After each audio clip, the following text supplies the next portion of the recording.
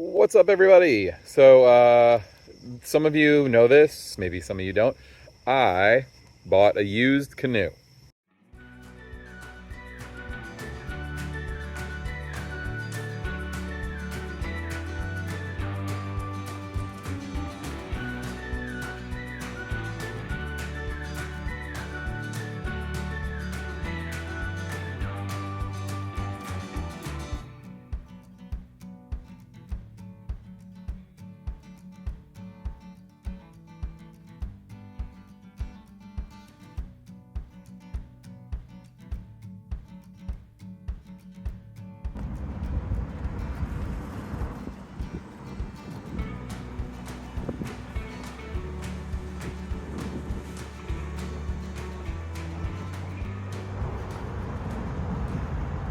Well, hello.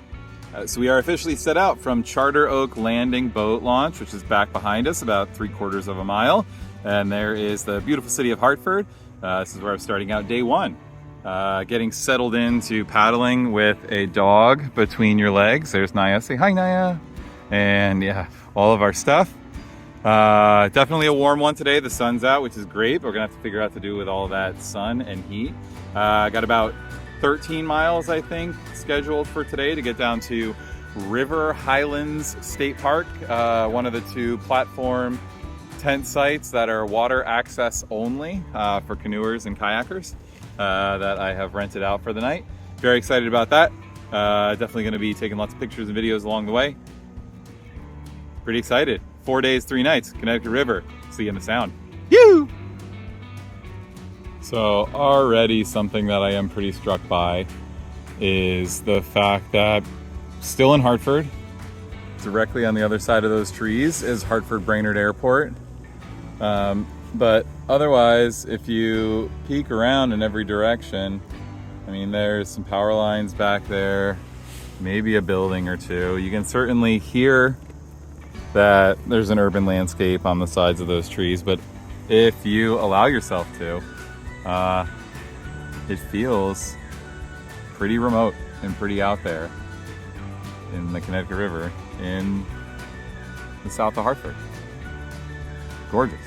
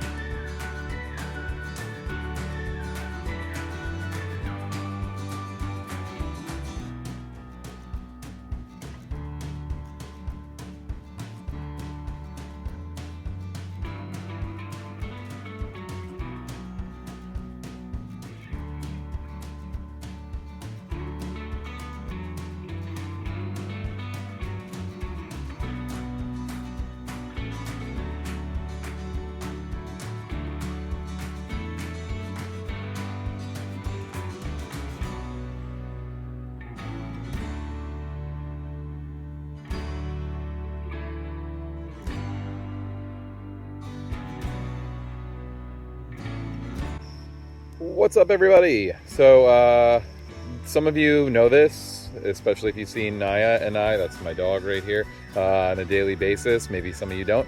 But a couple of years ago, I noticed a limp on Naia and took some imaging to find out she had a bunch of bone growth in one of her shoulders, rubbing on some tendons, and made it so she couldn't go really far distances, which meant we couldn't do our big hikes anymore. So I started to think, what are ways that I could get her out and get me moving and be able to spend time in the outdoors with her and still go on big adventures that weren't hiking. And so I bought a used canoe. That's her right down there. I haven't settled on a name yet, but hopefully by the end of this trip she'll have one.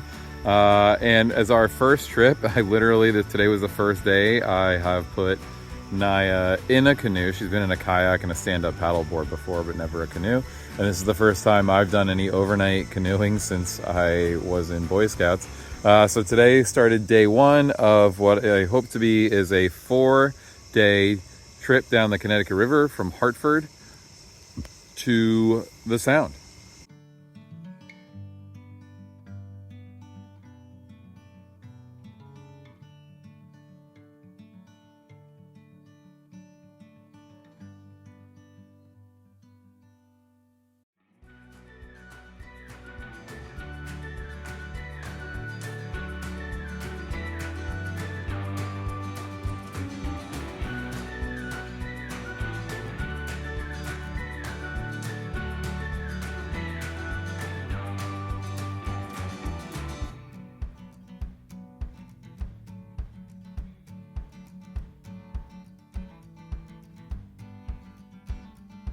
And now we are settled into our campsite at River Highlands State Park. It's one of the two water access sites. Enjoying a little sunrise, beautiful looking upriver there.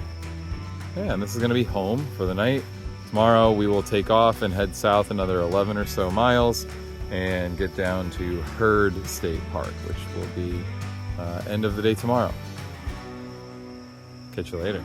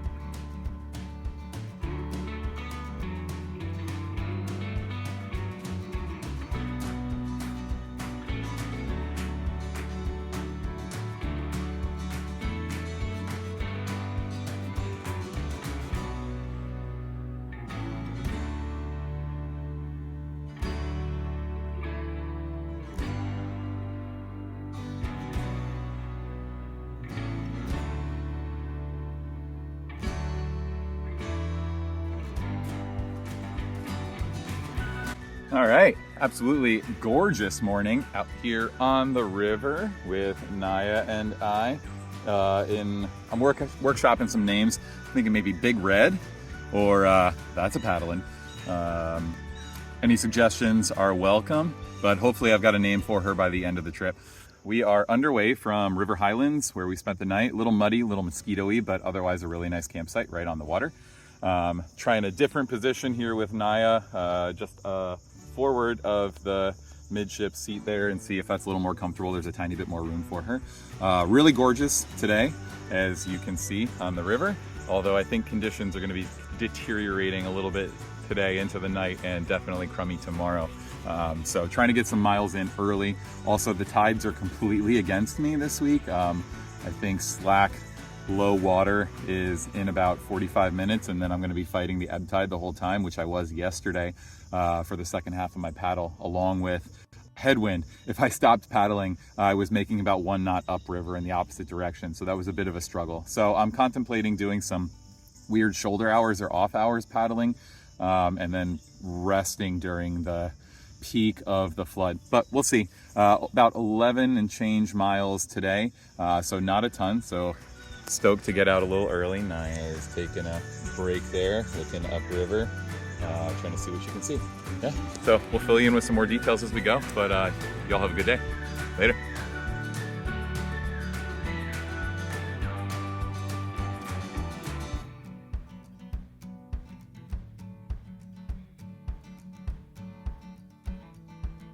Well, money can buy you lots of things. Big houses, lots of boats, waterfront property, but can't buy you common sense.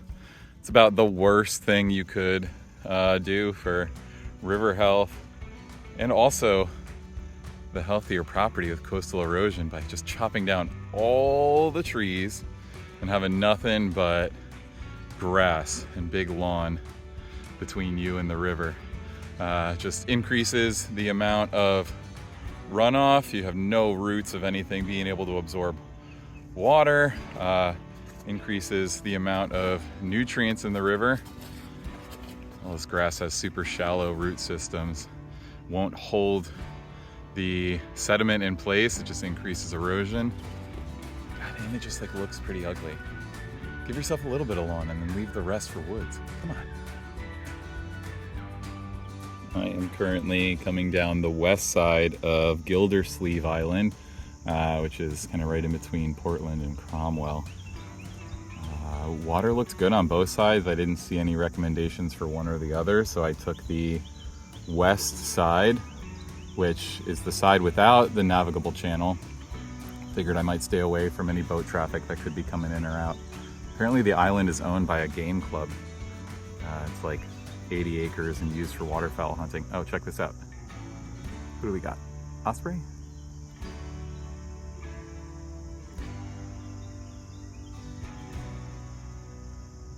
Nice. Nice and quiet on this side.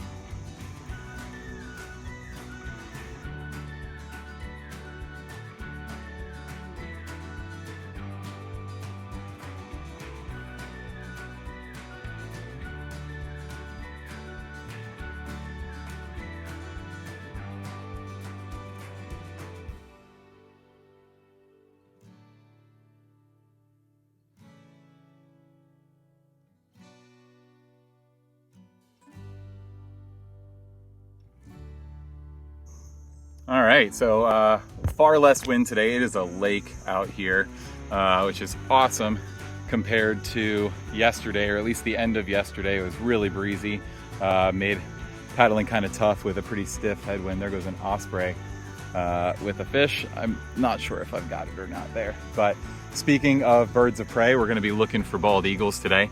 And as we do that, it's good to know that bald eagles are kind of like us. They are pretty lazy. And so if it's wind, they'll be up flying if it's windy. And they can point directly into the headwind, spread those wings out, and use it to get some lift, get up real high.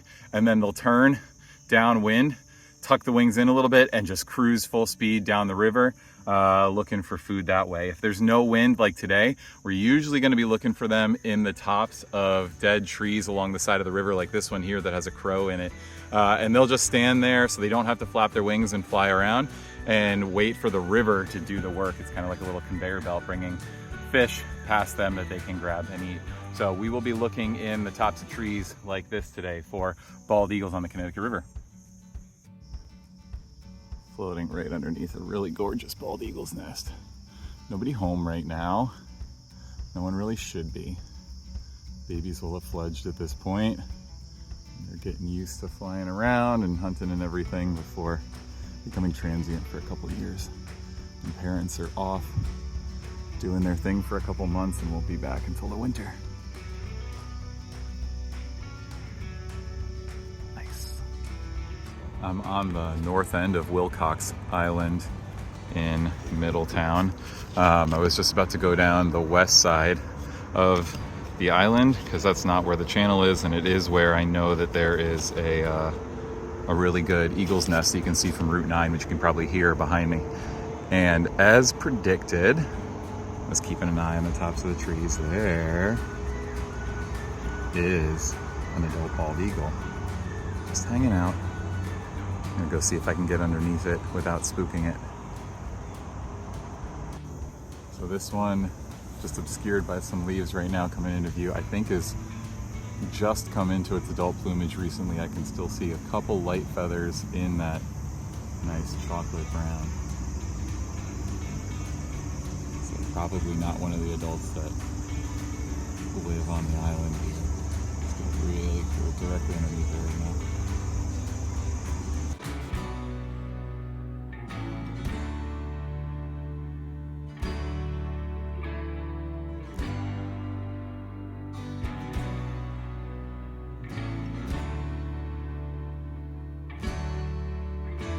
I love nerding out on this nature stuff. It's so cool to see everywhere you go along the banks, just looking at the vegetation. Like you can see how high the regular high water level during flood season gets with those gaps under the trees all along the riverbank. And it's like the entire length, of the river everywhere you go. Like those branches going out where they flatten out on the bottom, right? Where's my finger? There. Super cool.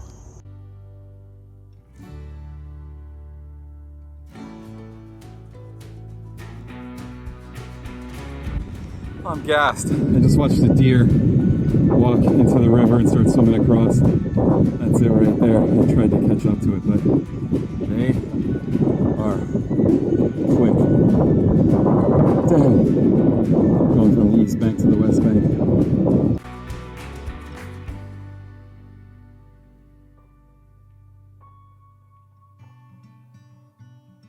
All right, I just put on the brakes so I could pull up alongside this raft of plants here.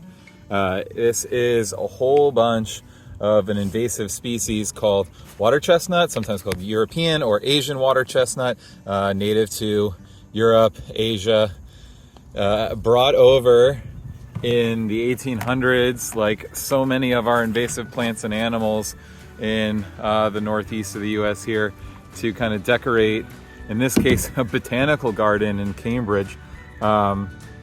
But otherwise, people would always bring in stuff that looked like home, like back in Europe, to decorate ponds and lakes or gardens and things like that. So it's a kind of a broad leaf with a bunch of serrated edges. And what I've got here also is the seed pod, which you got to be really careful with, because if you look, this thing is covered in gnarly spikes. It's like the top, that spiky ball on like a morning star or a mace, those medieval weapons. You do not want to step on one of these. They are pretty wild and they float really well. They will carry the seed up and down the river and spread.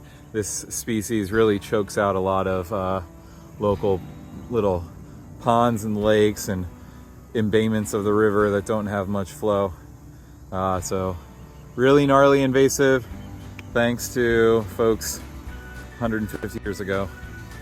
Keep an eye out for it. Water chestnut.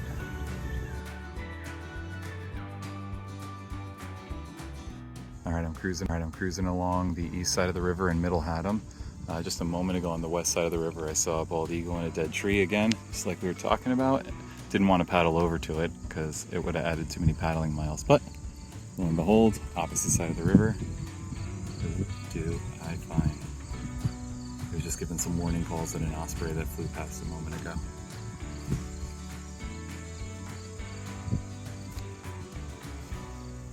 Nice. Right underneath it.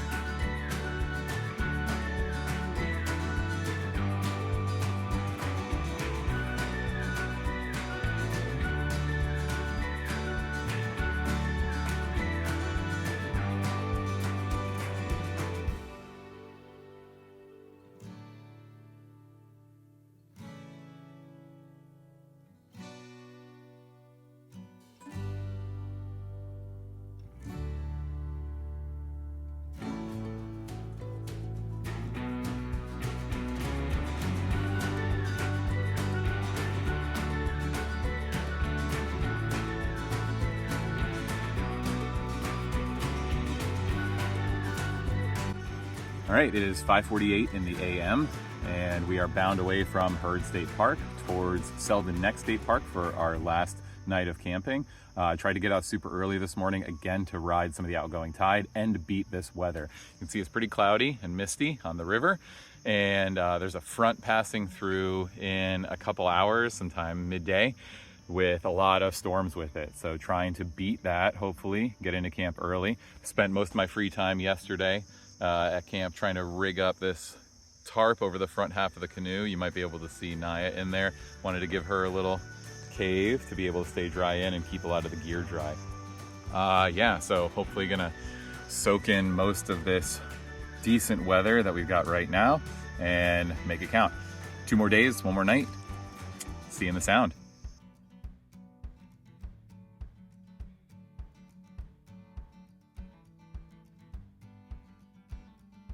All right, so I've been paddling for about an hour right now, and it's brutal. This tarp has so much of it underneath the canoe that's causing a ton of drag and slowing me down. The last couple of days I was making about 3 miles an hour paddling. Right now I'm making about 2 miles an hour paddling, so it's rough. You can feel it. It's like trying to run with one of those parachutes behind you or trying to sail with your sea anchor out. It's brutal. And let's be real, a little bit of rain and stuff, I don't care. I'm in a bathing suit, paddling a canoe on the river, and all my gear in plastic bins and dry bags and things. That's fine. I'll just bail the boat out a little bit as it goes. The only reason I did all this, really, being real, is asleep underneath the tarp and doesn't even know that I'm paddling or that I'm talking. You better be happy, Naia. All right, you can't really see it from here, but if I zoom in just a little, where those 2 swans are is the mouth of the outfall of the the cooling water discharge canal of the former Connecticut Yankee nuclear power plant in Haddam, Connecticut, that was built in the 60s and turned off in the 90s. And then decommissioned like 10 years later in the mid-aughts. Pretty wild that along this stretch of the Connecticut River, where there's almost nothing over there on the east bank, there was a nuclear power plant. A small one, but a nuclear power plant nonetheless hanging out right there. All right, Connecticut is an English corruption of the pronunciation of a Mohegan word, who were some of the native peoples living around the southern portion of the Connecticut River. Quinnitucket was the word, pardon any mispronunciation there. There was a similar Nipmuc word, who were some of the native peoples living further north along the river. Both of those words meant Great Tidal River, or beside the Great Tidal River, or land of the Great Tidal River. So you've heard me talk about the tides. Connecticut River is tidal. There is a tidal influence all the way up to about the Enfield Rapids around Windsor Locks. I think it's like 55 miles or so north, that the wall of salt water pushes water back up, so you can see the change up and down a little bit up there. Although no salt water reaching up there, but there is a tidal influence that far. Salt water really only gets in about 8 or 10 miles, depending upon the amount of fresh water flowing out.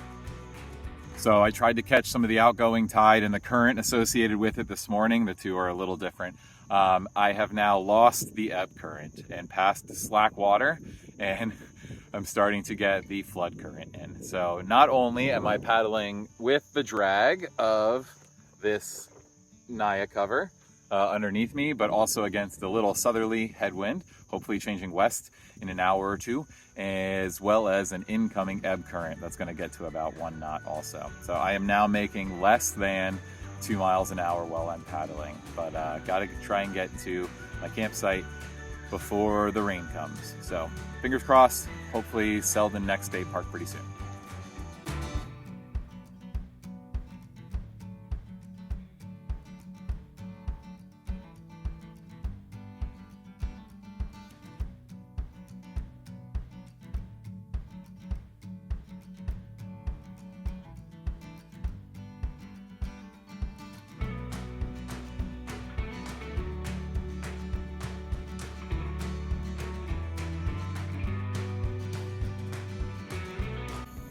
We are back out on the river. Sat out for a couple hours in Haddam Had a breakfast burrito and some Americanos, and then sat on the Goodspeed Opera House front patio to wait out of the rain, and got the current with us again now. So we're headed back down another about 4 miles to get to Selden Neck. Should happen in an hour and a half, maybe tops, given that I just paddled a couple times and I'm already back to making 3 knots or 3 miles per hour. So looking forward to that. Barely got any rain, which is nice from that passing front. Got lucky in that regard. But good exercise in getting the tarp set up. I've broken it all down now because it is much easier to paddle without it. No more drag. So yeah, looking forward to the rest of our Wednesday. Check you later.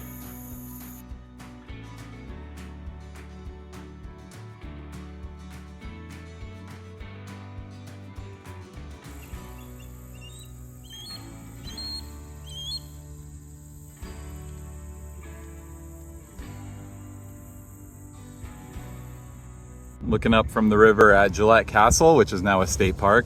It was built by William Gillette in the early 1900s out of just local fieldstone and things like that.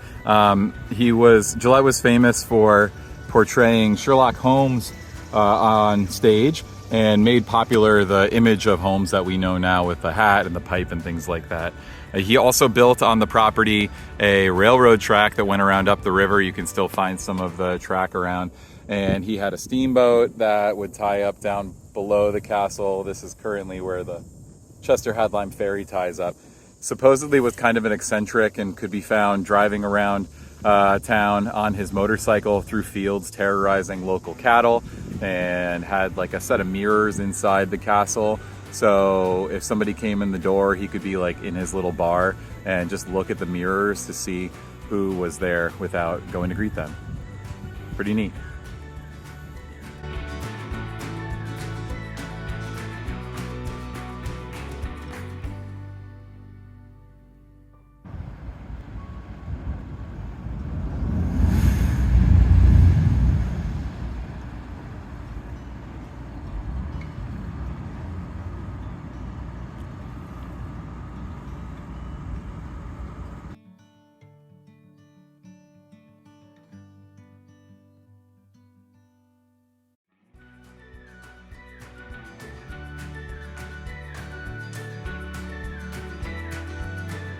We are settled into the Quarry Knob campsite, one of the 4 campsites here on Selden Neck State Park, Selden Island. Canoe right down there, and a couple picnic tables, a little fire pit, some boat traffic.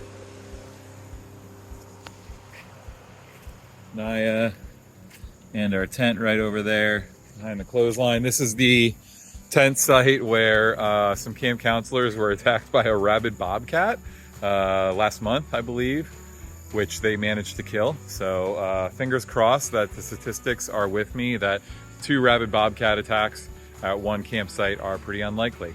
Just took a little Dr. Bronner shower in the old Connecticut River, and ready for a fire and some dinner. Last night out in it. See you in Long Island Sound tomorrow. You!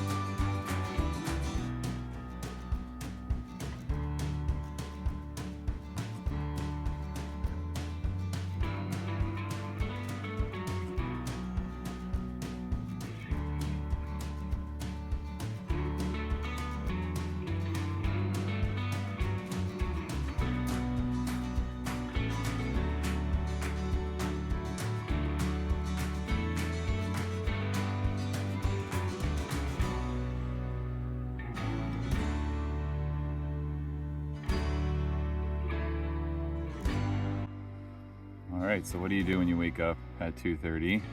Can't sleep because it's so bright out, and the current is going with you. You change of plans and go for an evening paddle. It kills me that this wasn't my plan originally. I am underneath the blue full super moon or whatever it is, but got a good current right now.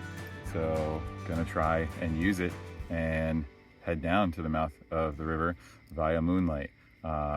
It's a good reason to keep your camp super tidy. Everything was completely packed away except inside my tent what I was sleeping in, so I was able to pack up in about a half hour once I made the decision. So it is 3:13 and heading for the sound. See y'all later.